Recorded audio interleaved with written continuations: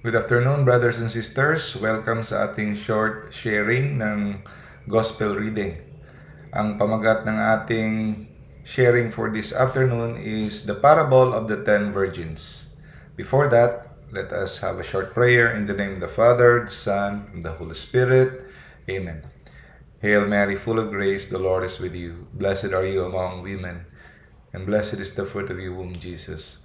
Holy Mary, Mother of God, pray for us sinners, now and at the hour of our death. Amen. In the name of the Father, the Son, and the Holy Spirit. Amen. Okay, let's go. Basahin natin from the Gospel of St. Matthew, chapter 25, verse 1 to 13. Jesus told his disciples this parable. The kingdom of heaven will be like 10 virgins who took their lamps and went out to meet the bridegroom. 5 of them were foolish, and 5 were wise. The foolish ones, when taking their lamps, brought no oil with them. But the wise brought flasks of oil with their lamps. Since the bridegroom was long delayed, they all became drowsy and fell asleep. At midnight, there was a cry, "Behold, the bridegroom, come out to meet him." Then all those virgins got up and trimmed their lamps. The foolish ones said to the wise, "Give us some of your oil, for our lamps are going out." But the wise ones replied, "No, for there may not be enough for us and you. Go instead to the merchants and buy some for yourselves."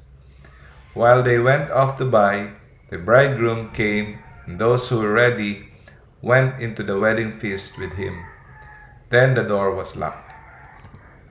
Afterwards, the other virgins came and said, "Lord, Lord, open the door for us." But he said in reply, "Amen, I say to you, I do not know you. Therefore, stay awake, for you know neither the day nor the hour." The Gospel of the Lord. Praise to you, O Lord Jesus Christ. Okay, atin ang tatalakayin punto por punto.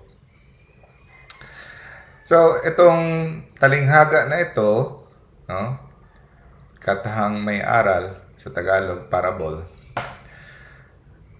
Ang ginamit dito, 10 virgins. Bakit 10? According to Jewish understanding, tradition, 10 symbolizes complete, no? The 10 Commandments, no? Example. And then, ang buhay natin ay parang naghihintay tayo sa groom, yung lalaki na ikakasal. Alam naman natin na ang simbahan, tayo, ay inihantulad sa papangasawain, no? Yung bride, tayo ang bride. The Church of Christ, no, is the bride. Sino ang lalaki? Ang groom, si Jesus. No, kaya the heavenly Jerusalem ay para siyang banquet, no? Feast, wedding feast, kasal. Yung pagdating ni Jesus, kukunin niya kanyang asawa. Tayo ang church, no? So at the end of time, darating ang mapapangasawa, the groom. Now, ang hinati sa dalawa, ibig sabihin ang mga mabubuti at ang mga masasama, no? 5 yung mga hangal, 5 mga matatalino, mga matutuwid. Okay? So, ang ginawa ng mga matutuwid, parati silang gising, nag-aantay sa papangasawain. Yung mga tamad, mga masasama, mga hangal, tamad, hindi nagbabantay, hindi naghahanda. Okay? Wala silang dalang reserbang oil para sa kanilang lampara. Yung mga matutuwid, parati silang handa. Meron silang puno parati ang kanilang paglalagyan ng oil. Okay. So, ano tong ibig sabihin nito? Ano tong nagsisimbolize ng oil? According to biblical scholars and church fathers, no, the oil symbolizes good works. No? Yung mga pagsisikap na gawin ang kalooban ng Diyos. Lahat ng mga kailangan gawin, ginagawa para dahil sa pagmamahal sa Diyos. So, yun. Ang lagi silang handa. Lagi nilang sinusunod ang kalooban ng Diyos at gumagawa ng kabutihan sa kapwa. Puno ang kanilang paglalagyan. Symbolize of good works. Sila, walang ginagawa, tamad. No? Kasi ang iniisip nila matagal pang darating ang papangasawain, ang groom. Matagal pa silang mamatay, bata pa sila, no? Yun ang iniisip ng karamihan, di ba? Banjing-banjing lang muna dahil may panahon pa, bata pa sila. Wala pa namang end of the world, mabuti pa ang kalusugan nila. Kung matanda na sila, humihina na, doon na sila mag-serve kay Lord, doon na sila magiging seryoso sa kanilang pananampalataya. So, wala silang mga good works. At etong parable na to, nagpapakita din ito, nagpapatunay na faith and good works. Hindi pwedeng faith lang. Kasi, ang lamp dito, lampara, symbolizes faith. Ang oil symbolizes good works. So, dapat meron kang faith which symbolized by lamp, and the oil symbolizes good works. Faith and good works. Kaya sabi sa James, no? The book of St. James sabi, faith alone without works is dead. Kaya ito, no? At ano pa ang makukuha natin ditong nagsisimbolize? 5. Ano tong 5? 5 virgins.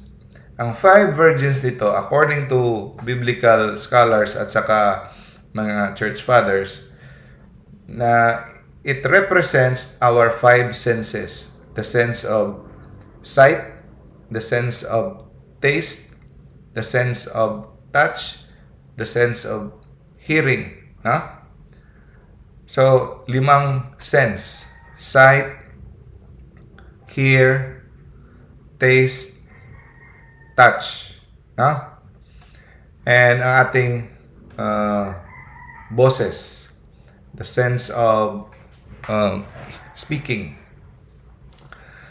So, ang ating mga senses, the sense of sight, sa ating dapat nating iluwalhati, i-glorify si God using our senses.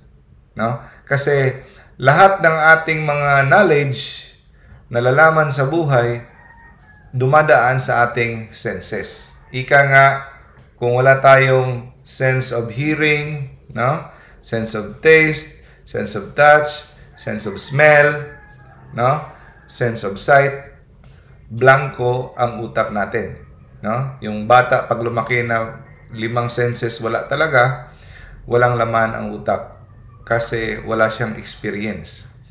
So ang senses natin dapat gamitin natin para sa kay Lord. Ang ginawa dito ng mga 5 virgins, yung kanilang 5 senses, itong mga masasamang tao, ginagamit nila ang kanilang sense of sight sa panonood ng mga masasama, kahalayan, mga kayabangan, kamunduhan, no?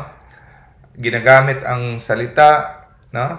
Sa pananakit ng tao, ang mga kasinungalingan, at ang nakikinig ng mga hindi magaganda, no? At hindi kinokontrol kung anong naririnig, hindi umiiwas sa mga masasama.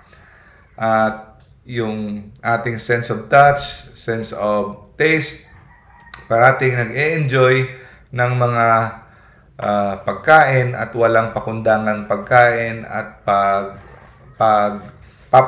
papasarap, no, sa mga kamunduhan.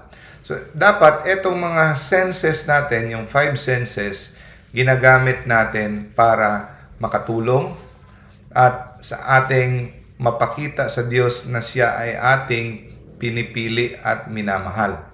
At ito ay hindi para busugin ang ating pagnanasa ng ating 5 senses. Next is, they all became drowsy and fall asleep. Natutulog. Dapat hindi tayo natutulog. Ibig sabihin, hindi to literal na hindi tayo matutulog. Ibig sabihin, nagbabantay tayo parati. We have to work out our salvation with fear and trembling. At ang sabi sa Revelation, no, blessed are those who stay awake. Kasi pag dumating, ibig sabihin hindi ka natutulog sa spiritual na muna buhay. Para kang patay. Patulog-tulog ka, dapat parakiti kang naghahanda. No? Hindi yung sakana, no? Pagdating ni Kristo, dalawang pagdating niya sa ating pagkitay namatay, darating na siya sa buhay natin, darating ng hukom natin pag tayo namatay, o darating siya sabay-sabay tayo nating makikita siya sa pagdating niya galing sa langit. At mag-a-anunsyo ang mga anghel, behold, the bridegroom come out to meet him. So, ready or not, pass your papers. Di ba? Now, ang sila, yung mga masasama na mga tao, walang laman na good works. Wala silang ginawang mapakitang mapatunayan na pinili nila ang Diyos sa kanilang buhay. Nagpapakasarap sila. Ginamit nila kanilang 5 senses sa pagpapakasarap at pagsasaya. No? Hindi nila pinapasan ang kanilang krus. So, ang sabi nila, pwede ba makahingi ng oil? Sabi niya, hindi pwede, hindi kakasya. Pumili kayo. Anong simbolo nito? This symbolize na ang good works natin, sisingilin tayo kanya-kanya. Hindi natin pwedeng i-share ang good works natin. Ibig sabihin, pag tayo ay humarap sa hukom, no, ang sarili mong pinaghirapan ang isisingil sa iyo. No? So sa harap ng hukom, hindi mo pwedeng ibigay ang ginawa mo nung buhay ka pa sa isang tao sa harap ng hukom. Kanya-kanya tayong bibigyan ng accounting ni Lord. At etong mga tao na to, huli na ang lahat. No? Huli na ang lahat kasi nagkakampante, nagtatamad-tamad, malapit na silang matay, doon pa sila magsisisi, doon pa sila magbagong buhay. Napakalaki ng posibilidad na hindi ka na makaabot. No?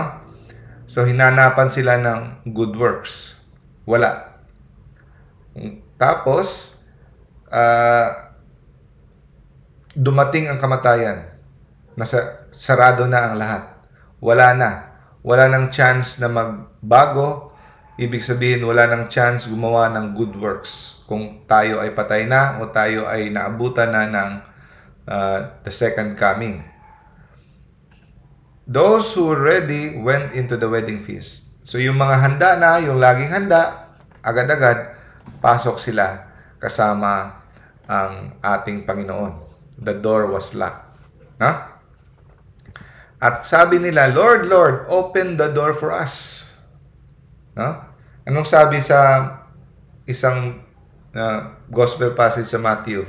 Sabi ni Jesus, not all who calls me Lord, Lord will enter the kingdom of heaven, but only those who do the will of my Father. Kaya etong gospel passage na ito nagpapatunay na hindi totoo ang faith alone. Kasi etong mga tao, tinawag din na si Jesus na Lord. Ibig sabihin, tinanggap nila si Kristo na kanilang tagapagligtas. Kaya tatawagin ba nilang Lord si Jesus kung hindi sila naniniwala? Mag-aantay ba sila kung hindi sila naniniwala? Nag-aantay sila pero tamad, no? Hindi nagpapasa ng krus. Kaya hindi lahat na nagsasabi na tumanggap kay Kristo bilang tagapagligtas ay maliligtas. Yun lang ang gumagawa at nagiging ng matuwid, no? Gumagawa ng kalooban ng kanyang Ama. At anong sabi ni Jesus? Kahit nagsabi sila na, Lord, Lord, hindi ko kayo kilala. No? So kung ihambing mo ito sa ibang passage, hindi ko kayo kilala mga tagagawa ng kasamaan. No? Kaya dapat hindi tayo matutulog-tulog. Araw-araw tayong gising sa espiritual na bagay. No? Dahil hindi natin alam kung kailan tayo mamamatay at bigyan ng hukom, or hindi natin alam kung kailan darating ang ating Panginoon. No? So, yun lang. God bless us all. In the name of the Father, Son, of the Holy Spirit. Amen.